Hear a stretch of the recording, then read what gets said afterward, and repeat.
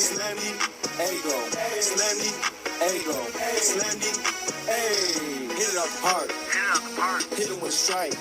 From the national anthem to the bottom of the night. Amen. Slammy, ego, slammy, ego, slammy, ego, slammy, hey.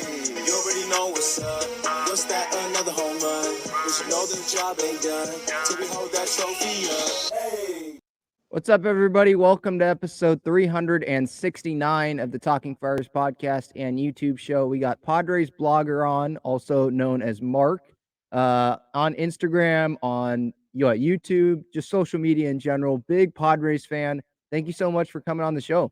Hey, thank you for having me, man. I appreciate you. Love your work, too. Yeah, thank you. I appreciate your work. A lot of Padres fans do. So, first, just wanted to ask about how you became a Padres fan and who were some of your favorite players growing up, just some of the background there before we get into other questions. Great question. Yeah, of course, right? The love of baseball always comes from family, right? And Yep. it came from my father, right, bringing me to the games.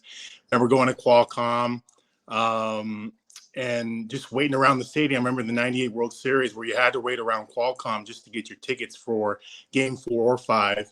We were lucky enough to get tickets for Game 5, but we got swept, right? Yeah. My favorite players growing up back then were Tony Gwynn, of course, Ken Caminetti, Steve Finley. I loved him in the outfield. And today, Manny Machado. I love Manny, and I love our local guy, Joe Musgrove. Joe Musgrove brings a different perspective that I think a lot of us can relate to. And so when I see Joe, I see me and you, right? Yeah. Because of how much pride he has in the city and how he values the team. He loves the team. He wants to win a chip, right? And so, and of course, Tatis. But yeah, I think Joe and Manny are my top two now. But yeah, it started with my father, man. I'm pretty sure it started from your family as well. Yeah, definitely. I have two moms, and they're huge Padres fans. Had season tickets growing up. Had season tickets when I was growing up, and then we stopped because a lot of family. But then had them again going into 2016 with the All-Star Game, the Home Run Derby, and all that. So yeah, we've been in the stands. I remember when Craig Stammen was giving up back-to-back home runs against the Nationals, and staying for those 16-inning games when the Dodgers were beating the Padres because Jace Tingler didn't know what he was doing, stuff like that. The 15-0 opening day loss to the Dodgers. So yeah, and that's what connects us all, right? Wanting to win that title because we've all been through it, and so it's all like we're deserving of this. We're so deserving of it. We're waiting for this, and that's why I just feel like this is the most anticipated Padres season ever because of how long this wait is and how many stars are on this team. We're not used to this. It just feels like a totally different world that we're in right now, and a lot of that is thanks to Peter Seidler. And we've endured a lot of tough seasons, right? And so that's why it's highly anticipated. I think there's a lot of buy-in from us. And like you said, the Padres have never spent like they're doing now, like they've done before. And so when there's that connection and when they feel like they're investing, when the Padres are investing in the team, they're also investing in us. They're investing in the city. And that's why you have sellouts, right? That's why they had to cap season tickets. And so to me, that just builds up more excitement. And this is not just a 1-year thing, right, Ben? This is built for the next decade. And that's the beauty of it. We have a decade of Padres baseball that's going to be fun. Like I wish my father was still here, right, to be able to witness this, because these are exciting times, man. But like I said, there's a lot of fans that have lost their loved ones, but I always say they have the best seat in the house from above, watching above Petco, just like Tony Gwynn. He would be so proud. He would be so happy just to be here today, just to see what the Padres are actually doing and the product that they're actually putting on the field. For sure. Definitely. Totally agree. So with your Instagram, social media, Padres blogger, when did that start for you? Why did you want to start that? And like every day, what is your goal for Padres fans? Just making content more accessible, sharing the love. Like for me, and I don't know about you, but for me, like I want to get into sports radio and stuff in the future, but that's not only why I do this. Like, I love communicating with Padres fans, the live streams that I do in the chat and bringing other Padres fans on the show. Like, I just love communicating with this fan base. I think we have the best fans in the world in this league. So I just love that, and bringing back memories this offseason, doing the daily Padres highlights, bringing back memories, or for the new fans that maybe don't remember some of the older players, or they just don't know who they are, bringing that to them so they can greater appreciate, oh, wow, it's a sold out Petco Park this year. Every game, look at it in 2013, look at what the stands look like. It wasn't the same. Just getting that appreciation. And you do a great job of that. And I think that's very important is the connection and building community, right? Whatever social media platform you're using, you got to build community. And this all started, I've had this fan affair and this love for Padres all my life, right? And of course, with technology today, I didn't have that back then. And when my father passed away during COVID, those were tough times for me, but also tough times for Padres fans because we didn't have baseball. And so it was my outlet in which you went, let me just start a blog, right? A page on different sites to where I can be able to express my feelings for Padres baseball, but also build a connection with Padres fans, right? Where we can share our love for a team. Because that's how I kind of carried when I would wake up in the morning, when I'm thinking about what am I gonna post today? It's me expressing my feelings. It's me expressing emotion through Padres baseball and what I experienced growing up, what I'm experiencing today. And so it was my coping mechanism in a way to help me kind of overcome loss of my father, and also my loved ones. I lost my stepsister. I lost my grandfather, uncles, and aunties all during COVID, all within a span of 12 months, right? And so that was a lot of loss, and I needed to find an outlet to be able to just I felt like myself, where I felt happy. I needed to find a way to be able to express, let out my emotions of what I'm feeling, but also my love for baseball. And so I just started the page, and from there it just kind of grew from one, right? I hate using the word follower. My thing is we're friends, we're family, we're familia. So I always say that we're Friar Faithful Familia. It's a community, and it's just not me. It's not an I, it's a we thing, right? When we build this. And so, when I post, I think of things, like the Padres, right? They do a great job. They have a great graphic design team, right? And they have great infomercials where they post stats and videos. My thing is I wanted to fill the void, and I wanted to fill a gap, right? My thing was sharing stories, and stories through fans, right? And also players, where you felt that connection, where I'm like, oh man, I felt that. Like, I remember those days, not only from 10, 20 years ago, 30 years ago, whenever you became a fan, even today. And that was the idea, is me being able to build a community with the Fire Faithful where we can, and this is just not this year, this is a whole decade, right? Yep. This goes on. And maybe if social media is still up when my kids are bigger, hey, these are their pages, right? And so that's kind of like how I started it. And when I post, I just think of things that folks can relate to, because I think that's important. Anyone can post a stat graphic, right? Or just a photo. My thing is, how do I invoke emotion with the fans? How do I build connection? And you hit an important thing, is how do I stay consistent, but also communicate with fellow fans, right? Mm-hmm. So when someone comments or someone messages, I immediately respond back. I try to, right? And I think that's very important when you're trying to build a community, is that you have to give the community, like, why should I be part of this blog, right? Well, it's because he does communicate. There are giveaways. I feel attached to this. Just like with your radio shows, you do the same thing, right? And you bring on folks from the community. You share their stories. You're great with communicating with folks and responding back.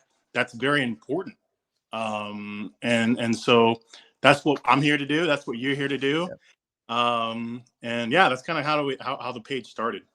Yeah. How do you feel about where the Padres are at right now? Obviously, I think we all feel really, really good.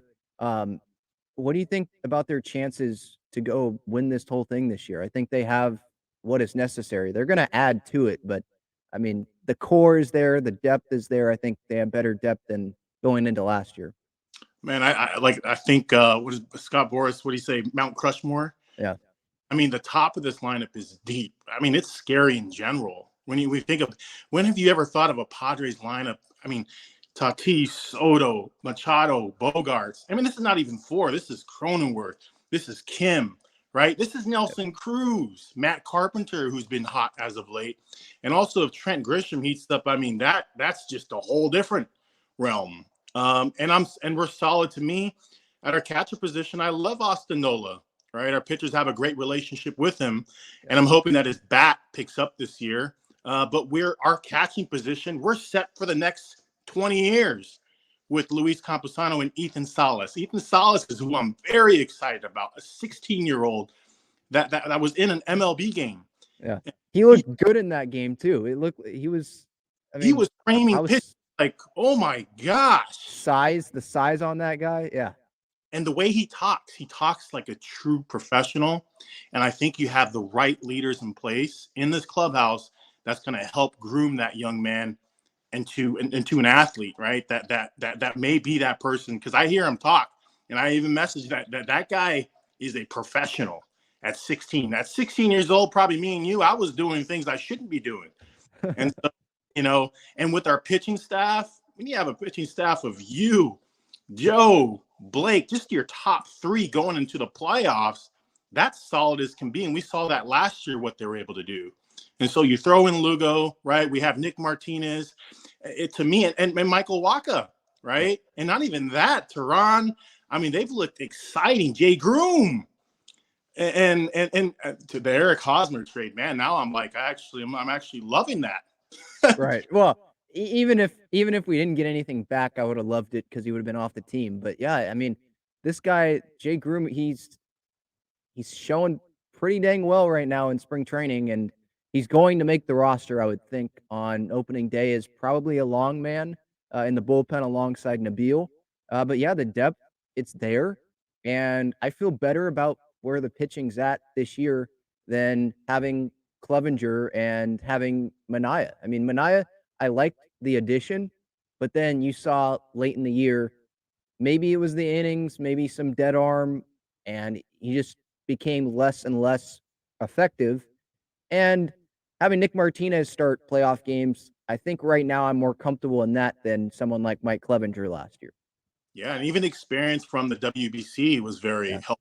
Someone like Nick Martinez. And it was a tough decision for him to leave, but he made the right decision, right? And he did it for the team.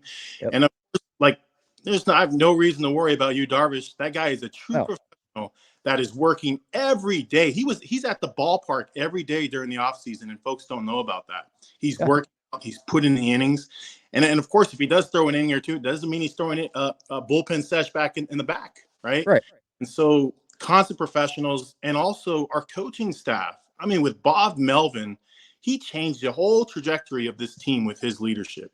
I mean, that man was a godsend for San Diego. And I'm hoping we can lock him up because I know his contract's coming up. But I don't know how long he wants to coach for.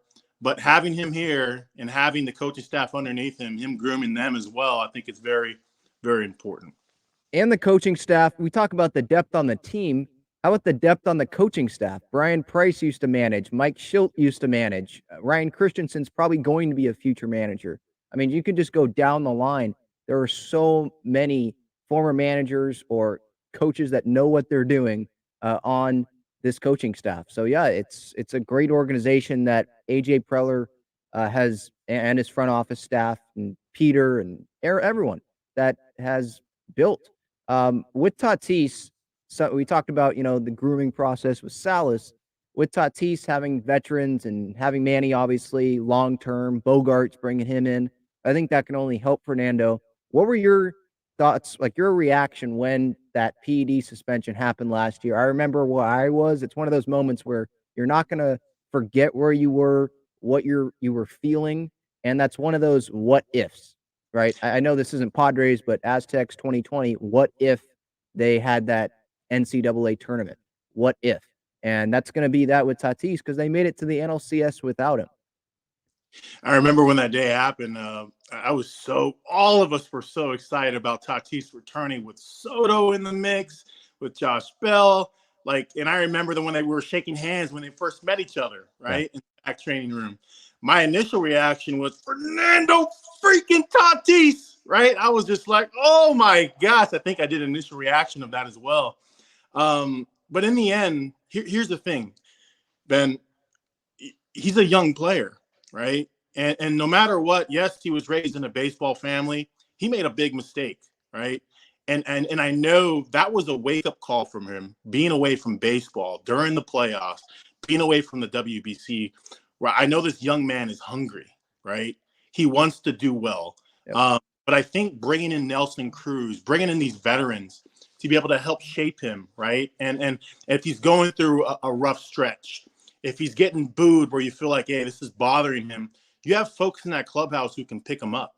And, that's why I'm confident. And just seeing him play throughout spring training, his body language, the first probably couple of the week, it's going to be a bit tough for him, right? Even spring training, that first couple of weeks was tough for him because he was pushing a bit, right? But I think he's getting comfortable at the plate now. And, I know he's going to go into extended spring training. And I'm hoping that he does return on 4/20. I think that's in AZ, right, in Arizona. Yeah. Him being away might actually be a blessing, if he's playing away. And then that will because then we go into Mexico City, I think, on the 30th, 29th and 30th. And then he'll be back here the first week of April, right? May, first week of May, yep. And I think he'll be prepared for that crowd because I think the crowd in general is going to show him love. I mean, you saw that during FanFest. Oh, yeah. Tons of love for Fernando Tatis. And with him, the kids love Tatis. He is that one player in baseball where you have kids across this country who gravitate towards that young man because of how he carries himself and how young folks relate to him. That's very important. I'm actually glad that we have someone like Tatis because he brings emotion. He brings that energy and fire to the ballpark. And I'm just excited to see him. I'm hoping that we can, from when he comes back, he plays a full season. An injury is always a concern. But from what I'm seeing so far, this man is stealing bases. His defense, right? He may be a little questionable in the beginning in the outfield, but he's made some awesome plays. And his arm, him being in right field was the best position for him because, I mean, you see his arm throwing to third base and home plate. The home, yeah, the one hopper he had the other day to home, it was just it's a bullet. He has a cannon for an arm. And yeah, putting him there and then having Soto, now he plays left, which is smaller at Petco. I think that can help Juan. Obviously, we know Grish can play center. We know Adam Engel can play center. I want the best defense out there for the Padres and in the outfield because of the guys that they have in that lineup. So if Grish playing center is the best outfield alignment, I don't need to force Tatis playing center. Like put Tatis in his arm and right, have Soto in left, and I like that alignment. And obviously the infield. I mean, the defense there is just crazy. It doesn't get any better, and it's just, I mean, Jake at first, and you have Kim at second, and I think that's the beauty in what AJ was trying to build is he was picking up athletes that can play multiple positions. Like this man has changed the game where now GMs and baseball folks are thinking differently. Like, maybe I do draft the best athlete. And that's why, I mean, even next year with the shortstop, the number one international prospect that we're picking up next year, right? That guy from the DR is something else. I mean, his bat flips are awesome as well. But folks don't know about him, and he's coming up the pipeline. So they say our farm has been depleted. It is not depleted. Now this man has a roster that is set for the next decade, and now they are building a farm system that is going to solidify itself and be strong as can be because they've already filled the other positions. Yep. Yeah. All right, so this episode brought to you by Gaglione Bros Famous Cheesesteaks and Garlic Fries. They're going to be at Petco Park. They're at Snapdragon Stadium. They have the Friars Road location, so make sure you visit them. Moving on to the next question here for Mark. So you said your favorite Padre, Manny. I was listening to the interview that you had. I'm blanking on what the show name was, but you were talking about how it reminded you of your father. Like, that's a big part of why you love Manny. And when he initially signed with the Padres, and then when he got that big deal, can you tell that story again, if that's all right with you, about your father and Manny and how that reminds you of him? Yeah, thank you for asking that. That was the Average People show. So shout out There to you that go. Yeah, yep. Shout out to them. show as well. So I was back in the Dominican Republic. This is 4 years ago. My father had just retired. He wanted to enjoy life, right? And so we took a nice vacation to the Dominican Republic. And I told my father, he was always one to be very skeptic, right? I remember we were in a condo and that we had rented out around the beach. I was just about to sip my pina colada, and I said, Dad, we're gonna get Manny Machado. We're gonna get Manny Machado. He said, yeah, right. There's no way. We're not gonna get Manny Machado. He's going somewhere else, right? So next thing you know, the next day we're on a boat. And so we're on a boat eating lobsters, we're drinking. I remember we were doing this dance on the boat.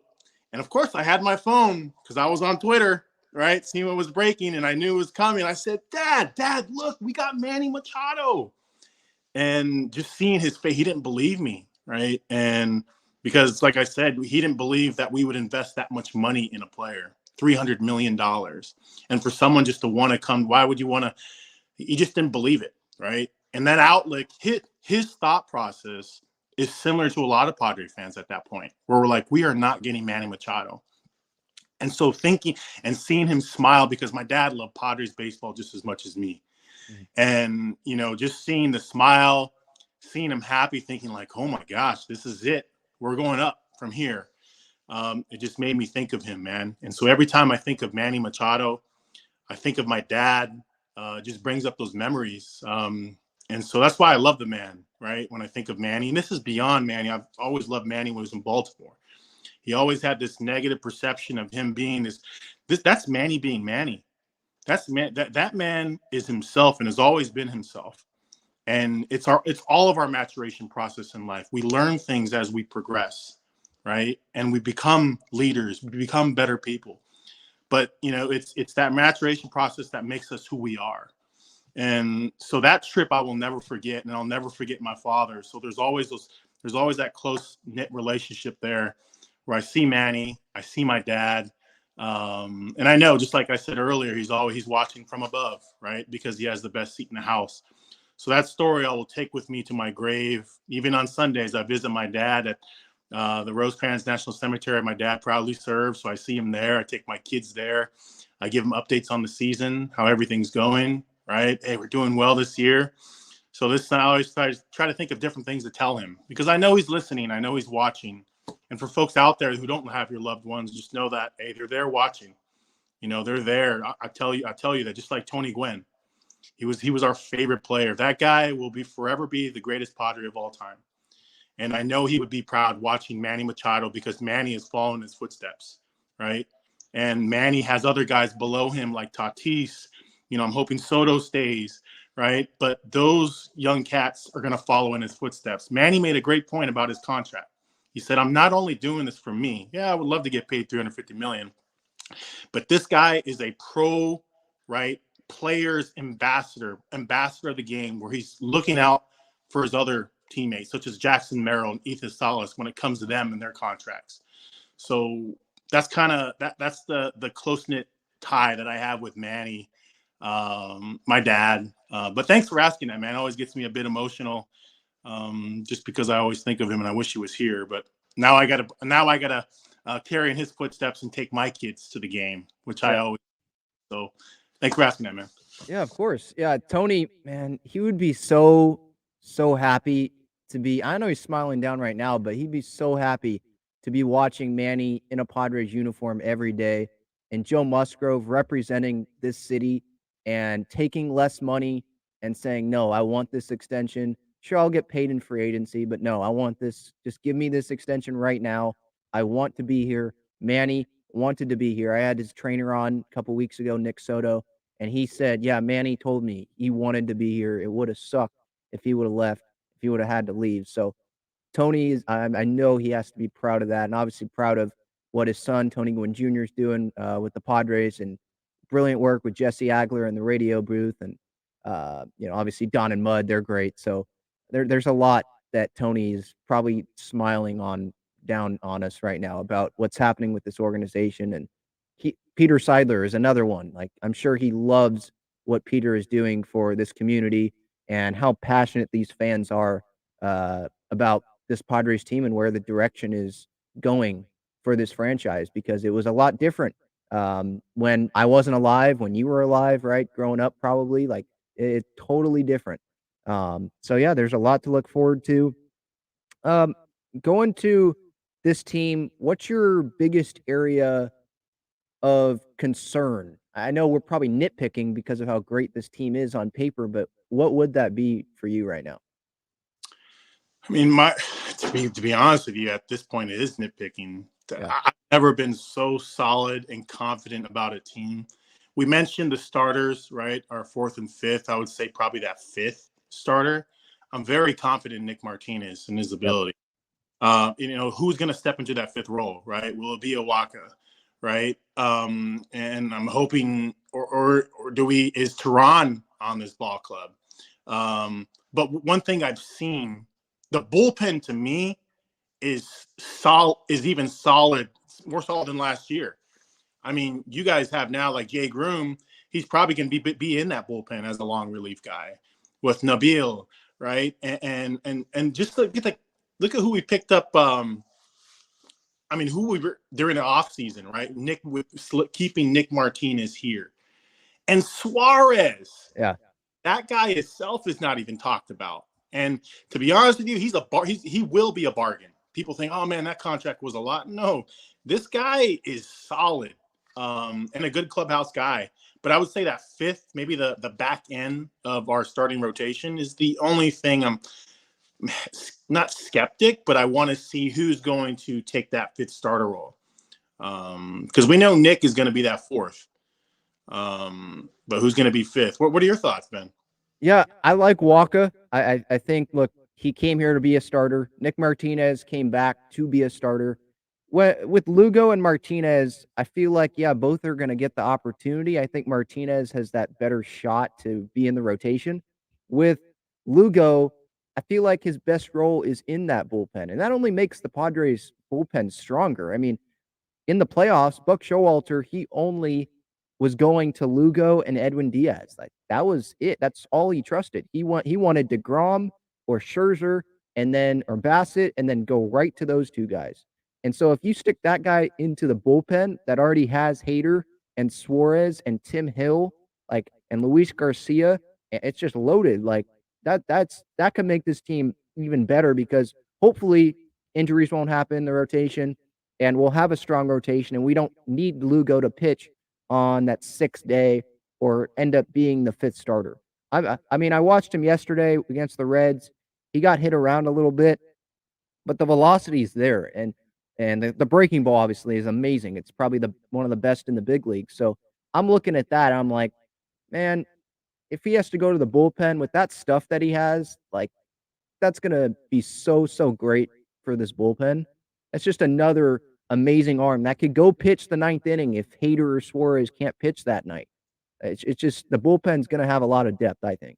Yeah, and they'll be able to piggyback multiple, like a Lugo, like they did last year with Clevenger, and then sometimes I think Gore would come in after him, right? And they'll have the ability to do that this year with even more arms. And so with Manea and Clevenger, them leaving, I'm actually more confident in what we brought in today, right? And so I hope they do well, though. Like, Sean Manea is an overall great human being, but I even messaged, I said, no, you ain't going to do well against the Padres, I'll tell you that. I'll be rooting for you against other teams, but not against the Padres. So yeah, I'm confident overall in this team, and I think I was watching a show where they were basically nitpicking to find the holes in this team. And there's not many, man. There's not many. Yeah. Who do you think out of the big four, who do you think's gonna have the best year? Juan Soto, if he's healthy. I mean, this guy, just watching him in spring training at WBC, it's like he's seeing the ball. He sees the ball, and it looks easy to him. And even his walks. I mean, you thought he walked a lot last year. Just imagine how much he's going to walk again this year. But also walks on top of hits and bringing in runs, bringing in players, right? So I don't know. Where do you think is he going to be in the 2 spot? I mean, he looked great in the league during the WBC. Yeah. Beginning of the season, it feels like they might go Bogarts leading off. I think they because Soto himself has said like he doesn't like the leadoff spot. So I think Bomel is going to sit there and say, okay, well, if you don't like the leadoff spot, then you're not going to be in the leadoff spot. And he told, I think, Ben and Woods earlier when they were in spring training that, yeah, it's probably going to be Soto 2, Manny 3. So it's really just figuring out the other two, Tatis and Bogarts. And Tatis, it feels like he's most comfortable in the leadoff spot. And I don't think this Padres team needs to have Tatis hitting 4th to be hitting a bunch of home runs. Like Bogarts, he hit 300 last year, and people consider him last year, his year, to be like a down year. So just driving a bunch of runs in that spot. Jake Cronenworth, who's a line drive hitter, coming in after him. I mean, good luck to opposing pitching staffs trying to get through that 3-4 times a game. And we're not even hitting on Grisham. I think he can hit 20 home runs this year. Like, he's not going to strike out as much as he did last year. He had a terrible year, but I'm sure he's motivated to come back and have a really, really good season and prove that he deserves to be one of the best center fielders, or regarded as one of the best center fielders in baseball. We know the defense is going to be there. He's aggressive this spring. His stance, right, is taller. So I'm really loving what I'm seeing out of him. And Kim, he keeps getting better every year. His numbers improved a lot last year compared to 2021. So I love where this lineup is at right now. What do you think what do you think would be a failure this season for the Padres? Man, I say it's World Series or bust. Yeah. Just getting the taste of the NLCS last year and we were close, and we were close without Tatis, without Bogarts. I mean, there's no reason why this is World Series. This is World Series or bust type of year. I think so too. The only thing though, as we're talking, Rhys Hoskins just got carted off the field in the Phillies spring training game. Looks like non-contact left knee injury, trying to field a ground ball. So it's that stuff. Those are my worries, but that's a worry with every contender. But yeah, I agree. Go ahead. You just got to stay healthy, right? That's why every day during the WBC, I was like, please do well, but please come home. But even spring training, right? And it happens anywhere. I mean, look at Soto with his oblique, like that happened on the backfields, right? And so if they stay healthy, this team is dominant as can be. And this is must-see TV. Where folks on the East Coast, you're going to be watching West Coast baseball, right? Because Padres, Dodgers, right? That's going to be unbelievable this year. But not only that, like the Padres are bringing fans to every ballpark now. You've never seen that in the past. We're also fans of Friar Faithful are traveling on the road. But not only that, fans in those cities are wanting to come out to see a Tatis, a Soto, a Machado, a Bogarts. And I think that's the different draw that we're bringing in. And we're bringing in more fans, which is great, right? The younger generation, right, from all over. I just did a story of a kid who's in Florida, who's a Manny Machado fan. His dad is a diehard Yankee fan. But now his dad is like, well, the Padres are my second team now because of my son. So I think that's what these players are doing. And now, and this is what people don't think about. We talk about bringing in, how the hell are you going to pay for these players? The Padres are doing it right. We got that international flavor that other teams don't have. We have tapped into the Korean market like no other. Remember, in North Korea, there was a store that had a Kim. This was during the playoffs last year, that had a Kim banner outside of it. And everything in that store that was Padres related was sold out. Everything in that store was gone, right? And so when you think about the Japanese market, imagine Ohtani. Imagine Ohtani as a Padre, right? I mean, to be honest with you, I'd rather have Soto long term. Yeah. This man is young. He's 24. He's generational talent. But imagine if you had someone like Ohtani as well. That man just brings in money himself from the whole Japanese market. Was the WBC the highest rated watch baseball game? I remember they were talking. I think so. I mean, in Japan, they had like 40% of or maybe even more than that, watching the WBC games and seeing the Darvish, the Padres geared in the Tokyo Dome during the WBC when I was up at 3 a.m. watching the games. It was amazing. It was amazing, and that's just Darvish. Yeah, imagine Ohtani. And he's an icon in Japan, right? They just built a suite in this brand new hotel. It's called the Darvish and Ohtani Suite, where they have their jerseys on the wall. But I mean, these guys, they bring in money from Japan. They bring in fans as well. I mean, the Dominican Republic is basically Padres country, right? Yeah. The whole DR team. And so I think the Padres are doing it right, man. We're bringing in fans everywhere. And just like with what you're doing on your podcast, with the pages, we have we're bringing in fans from everywhere. We're bringing fans not only about Padres, it's about baseball, the love of baseball. So I'm confident this year, Ben. Yeah. Last question here. Like regular season, one game that sticks out to you. What is that game for you besides opening day? For me, it's Will Myers' return, Tatis' first home game, that May 1st against the Reds. So regular season would be Tatis, but also I would say the Mexico City series, which I'll be going to as well. Okay. I think that's we're the only team in this country that is that's on the border. Yeah. Right. You have millions of people in Tijuana that the Padres are tapping into, where that's Padres country. And so while we're going into Mexico City, where the owner of that team in Mexico City is part owner of the Padres. Right. And so people don't even know that we're playing in a stadium in Mexico City, in which that stadium, the team that owns that team, is a partial owner of the Padres as well. He is the only Mexico national owner in Major League Baseball. And so I'm very excited about that, just because, and we play the Giants too, right? But I love traveling on the road to watch baseball, right? Just to see other fans' perspective. But that series, and I would say the Tatis game, I just want to I want to feel that energy. I want to see the love, right? And I know he's going to embrace it. He's going to enjoy every moment of it. But Will Myers would be another great one too, because I love that guy. I mean, well, it's the same game. It should be the same game. It would be the same game then. So Will Myers and Tatis back, and Will Myers is going to get love. Oh yeah. He loved this city, right? But he knew it was his time, right? We were going to pay him $20 million.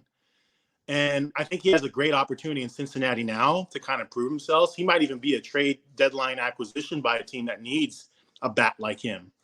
I would say those two games. Definitely. All right. This has been really, really fun. Again, Padres Blogger at Padres Blogger on Instagram. Where else are you? Facebook, on TikTok, YouTube. I mean, we're everywhere. Everywhere. Yeah. This guy's the man. All right. Thank you so much for the time. Again, episode 369, Talking Friars. I appreciate everyone's time on the podcast platforms, here on YouTube. Give all Padres fans that love. Again, at Talking Friars, here at Padres Blogger. That'll be it here for this episode. See you guys later. Bye.